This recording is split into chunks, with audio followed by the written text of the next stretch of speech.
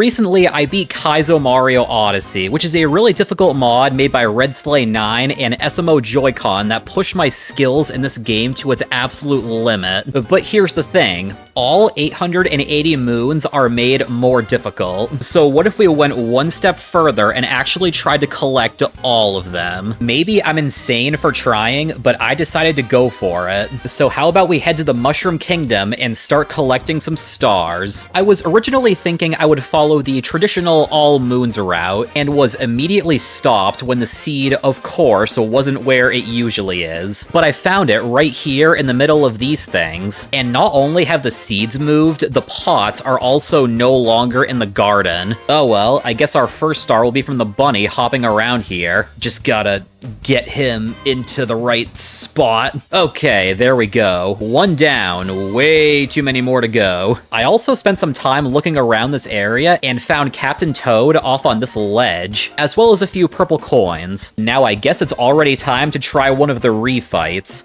I am terrified of this. The first one is Mecha Wiggler, but if we remember from Metro, that boss doesn't work. So what do we get instead? Oh, you know, we're just gonna fight all four Brutals at the same time. That's quite a change. Doing the usual strats is not so easy when all of this stuff is flying at you. Focusing on just one bunny is also not really an option since you have to reset the patterns for all of them at some point. Spewer actually proves to be the biggest nuisance with all of the poison he leaves on the ground, as well as Harriet with her lava circles. But as you start to get into it, you can get a great rhythm going and get a ton of hits. For my strategy, Rango doesn't do too much, so he went first. Topper was next, since you just have to wait for him to spin. Then it's very simple to just take out Spewer, and then there's just one left to use the normal strats on. Okay, we got one multi-moon, and that wasn't too bad. Let's hope the other fights are the same way. But before we get to that, let's grab some more purples and visit the dog. Now, I love the dog, but in the vanilla version, this is one of the worst moons in the game because this dog can go anywhere in the kingdom with no indication of where the moon is. And when it wasn't in the usual spot, I was terrified I would have to search everywhere to find it. I checked over by these flowers first, and then found another spot in front of the bridge, and thank goodness I was lucky enough to find it that quickly. Also, I found this star that I had to make a leap of faith to. Then, after some more exploring, I managed to find this seed in the tree with a tail, and also saw the pot right below it next to another tower. Alright, we're getting stuff done. How about if now we check the tower up by where I was and hop into the Knuckletech painting? This fight is a bit interesting. There's a bunch of really tall pillars and the boss sits at the top of them. That also just so happens to be where all of the ice lands. Coincidence, I'm sure. So the only way to get a hit is to climb all the way up while not getting stopped by the fists being punched down. One thing that did help was this pillar had no collision on the side, which made jumping up to the block much easier. Credit to Fur, since he figured that out. Eventually, I could get all the way up and capture the fist from the top and get the first hit. Then, after getting launched away, it was very easy to just bounce over to the block. This was the perfect spot to wait, because from here, it was low enough that the in-between attacks wouldn't affect you, but high enough you could just jump back up for another capture. So I got hit 2 right after, and that should have been it, but the fist got me at just the right time. That's alright though, because after this, I had the technique down, and I was able to get back to where I was. Unfortunately, the same thing happened, but this time I had more health, and somehow landed on top of the platform. Now all I had to do was run around a bit, let him punch that last piece of ice, and finish him off. Now let's just do one last dive back to the top middle pillar and grab another multi-moon. And you know what? We got the momentum, and the next pipe is right nearby, so let's head down here to the Moleskine fight. Well, looks normal so far. I wonder what's different about this.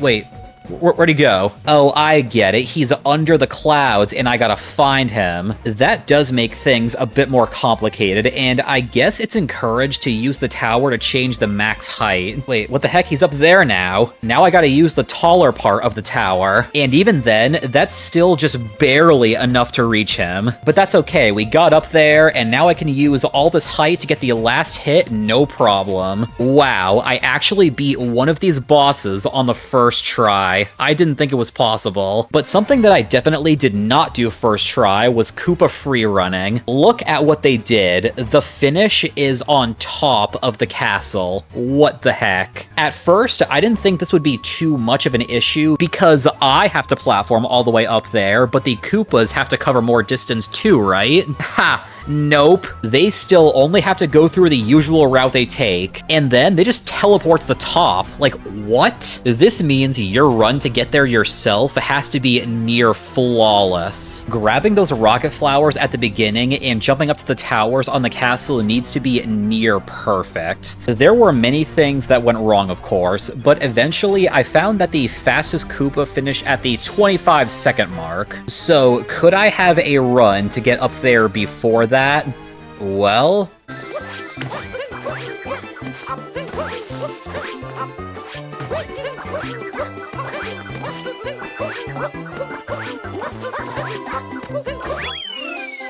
by the skin of my teeth, we did it. But that would not prepare me for the Master Cup. The Golden Koopa is even faster, and he reaches the top around 23.5 seconds. Even if I did this movement perfectly, there's no way. So, how in the heck is this possible? After a few minutes of testing, I cracked it. The key was to grab these two rocket flowers so that they would last just the right amount of time, throw Cappy out, and bounce off him here to land in this flower. The rockets should be gone by this point, so you can jump and cap bounce again. And you should have just enough speed to make it up to the roof without having to ground pound or wall jump. Alright, we got the strategy down. Now let's see this thing in action.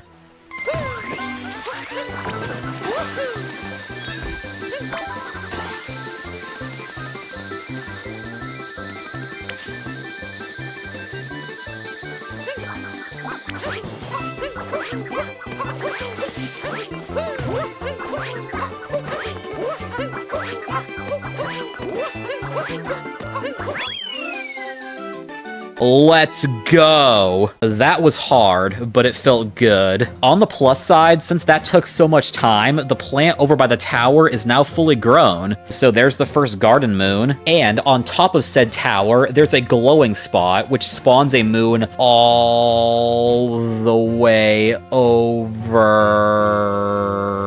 It's still going there. So let's get a few purple coins on our way over, and what do you know? It's right below Captain Toad. Thanks again, buddy. Okay, I'm gonna go back down to the tower I was just at and go in to fight Kukateel. Oh, come on, what is this? You can't just take away my soup. Technically, you could just stay on the first platform and wait, but that would mean you're an easier target for these spiky balls. However, jumping to the others gets a little jank sometimes. And for some reason, if you do mess up, it is a long fall to that death plane. Is that because lava bubbles accelerate when they fall? I don't know, it doesn't matter. What's the strat here? What I did was ride the platform that goes through you all the way out. Hopefully you can dodge everything with that and then make it back to the center. After that, jump up the bird's vomit for the first hit. Then from here, it's mostly just luck. Stay in the middle and occasionally jump out of the way, but just hope you don't get hit. That last phase takes a while to start though, so you could just be drained of all your health while waiting, and then get taken out at the last possible moment. But that's why persistence is key, and you just have to keep going. I did end up taking the moving platform on the last phase to hopefully save some hits, and it worked. And now we just have to climb up all of these, not die at the last second, and we are in there. You see, everyone, you just have to be patient. Nothing comes easy in life, but if you work hard enough, you will be rewarded.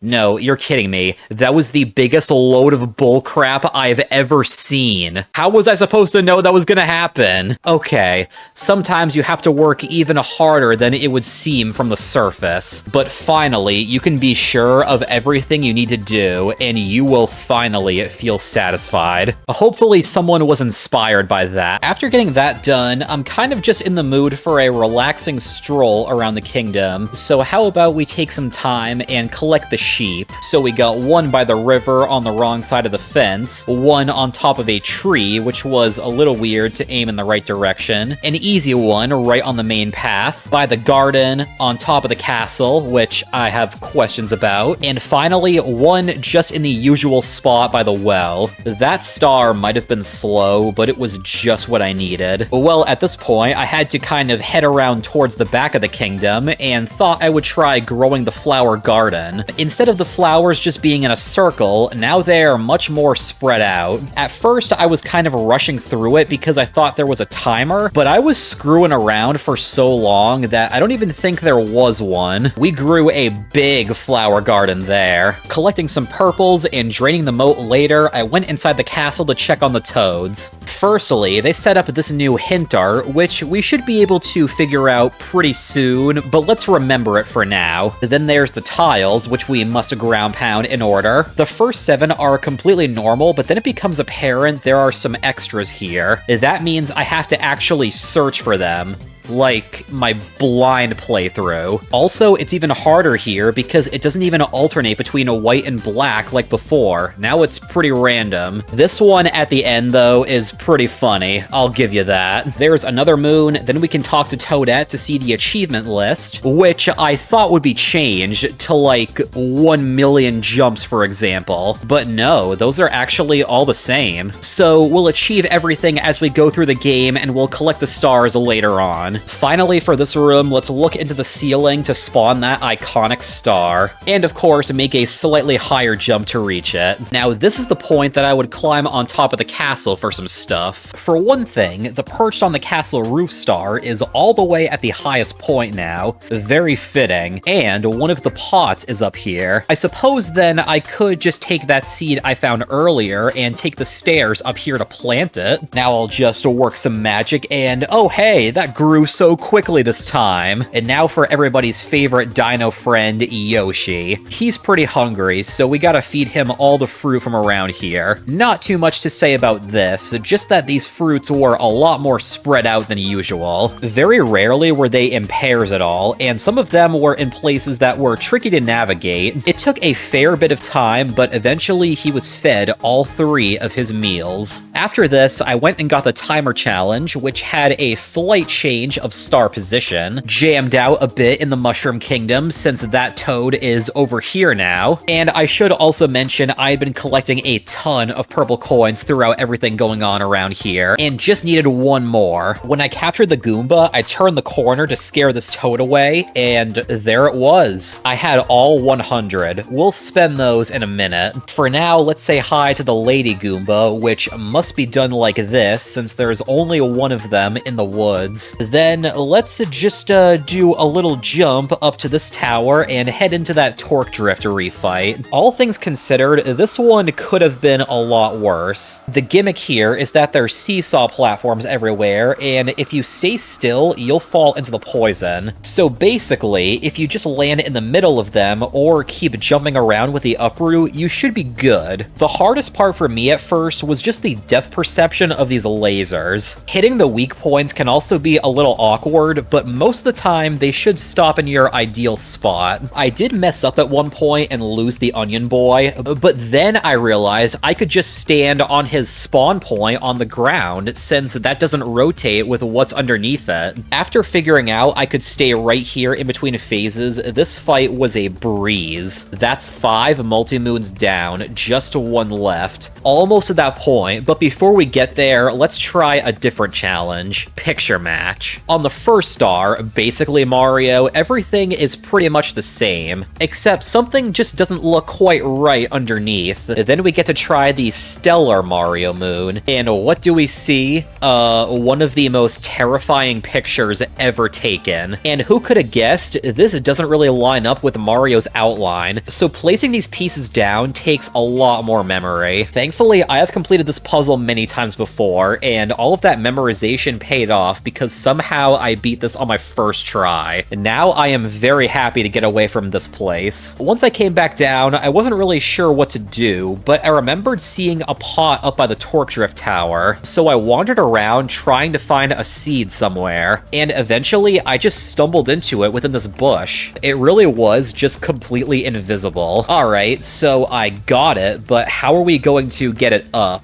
I can't climb the vine while holding it, and there's not a spot high enough and close enough to throw it up there. I'm not sure if I'd be able to figure this one out, and I don't think the way I did it was intended, but I just switched to 2-player mode, got a running start, grabbed onto the seed, did a triple jump, and pressed the Cappy controller button with my foot to give myself an extra bounce in the air to throw the seed and have it land on top. Maybe it wasn't intentional, but I doubt there's a way cooler than that. And speaking of cool, let's finally do it. Let's tackle the 6th and final boss, the Ruined Dragon. So here's the issue. The floor is lava, but at least there are some platforms to help out. Oh, but actually, they don't stay there. They go up and down at very weird times. This was kinda unpredictable at first, and I was not sure what to do. That's what happens when it comes to Kaizo. You just gotta have a plan. What I first tried to do was jump to this platform on the side, since it was one of the last to drop, then just kind of follow the platforms as they come back up. Once you're on the dragon, you should be safe to get a hit, but then getting launched off is scary since that platform in the starting spot will not always be ready. Also, after that's done, you have to learn a setup for a whole nother phase, which is very difficult if you don't know where everything is going to be at first. It took a long time to get any sort of pattern in that second part, and I honestly can't explain or even remember what is happening or where I'm going here. For the last hit, I knew it was going to be tricky, but basically I just kind of did the same thing as the first one and stalled between these two platforms. I was slightly off in my dive, so I took a hit, but that's fine, I had some to spare. And then I used one more to jump right onto the dragon's head because I was not taking any chances. Speedrun strats for the win because this fight is over. That one was still pretty hard, but at least you didn't make me platform before it. So we're almost done here. We've basically just got a few sub-areas left. Let's do the Yoshi area and eat some more fruit. Most of them were practically invisible, being under the seesaws and trapped beneath the fog. Eventually, I found 9 out of the 10 and got the secret moon hidden behind the wall. This last fruit was really hidden though, and it took me a lot longer than it probably should have to find it. I tried using Cappy to clear out the fog around this entire area and over on this platform. Then I realized I could just go into first-person mode from here. Oh, look at that. It's just right under that thing. Now we're all set. Next, I wanted to go to the shop, and on my way there, I found the last pot in the boxes. That's interesting. For now, let's buy this moon. Oh, it's 101 coins now. That's so much more expensive. And we'll buy every single purple item there is, because we got every single coin. Now let's put on that Mario 64 outfit. So Toad should let us into the courtyard, and there is a crap load of chests in this room. What is this? I mean, the first 8 chests are the same, but how am I supposed to know what comes next? At least it'll show me the order now, which is very helpful. And I totally memorized this whole thing, by the way. I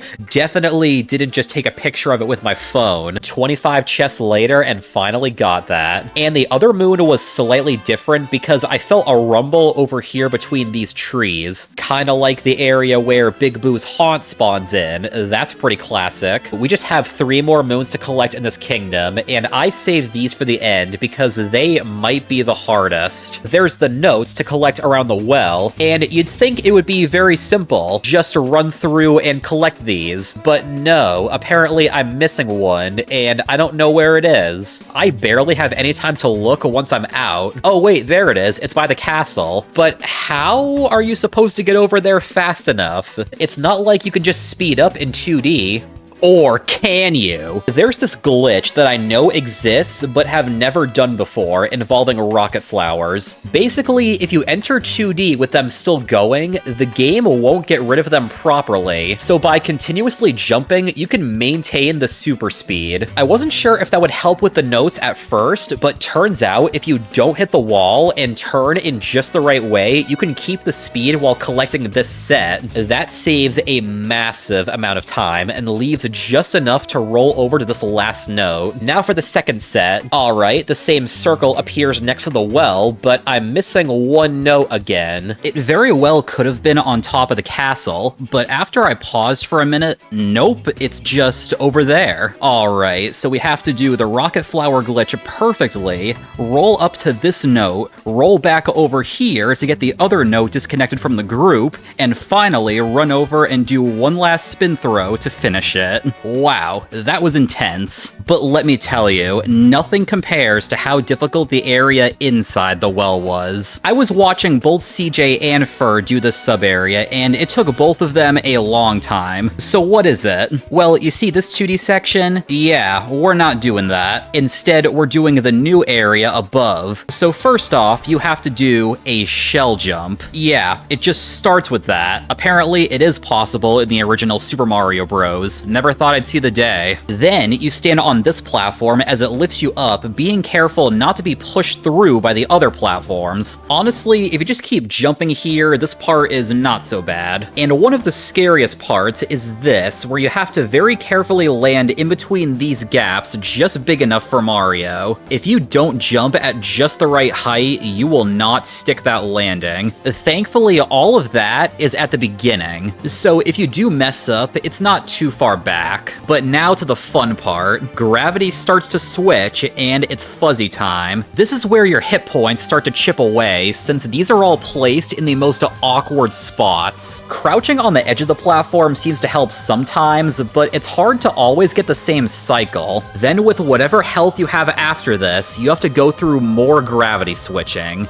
But first, let's stay behind the line and fall all the way up to the top of this section. Now the gravity will switch to horizontal as we go to the right, and that's how we'll get the secret moon. But instead, I just went right through it here. This happened because in this game, the moons have to be loaded in before you can grab them. If it hasn't been on screen for a certain number of frames, you can't interact with it, and Mario just goes right through. But thankfully, in this case, there's an easy fix. Get to the blocks and just rotate the camera. Now just walk off, and this one is not bad at all. Although surviving after that can be tricky. But it's okay, now that's done, and I just have to get all the way to the end. But let's get through all of these obstacles at the start, somehow maneuver perfectly through all the fuzzies and keep my full health. Then we can go through this a bit differently to stay alive into the next section. Alright, now there's a bunch of platforms that will disappear upon stepping on them. So let's make some very precise jumps to stay in the air, squeeze through all these tight spaces, and then we're in the home stretch. Just gotta do a bit more platforming with some terrifying crouch jumps. Into the final room we go, and all that's left to do is to get out of the way of these bullets and make the final bounce for the moon. You know, I'll be completely honest, I expected that to be much worse, and I beat it without taking any damage, but that is the last of the moons I can get here. There is still a few more we can get to later, but that's for another day. At this moment, I feel very satisfied since there was a lot to get here. A ton of boss fights, and possibly the hardest moons out of this whole thing, so it feels good to get this done. But for now, that is all I got. Thank you all so much for watching, and I will see you next time. Take care, everyone.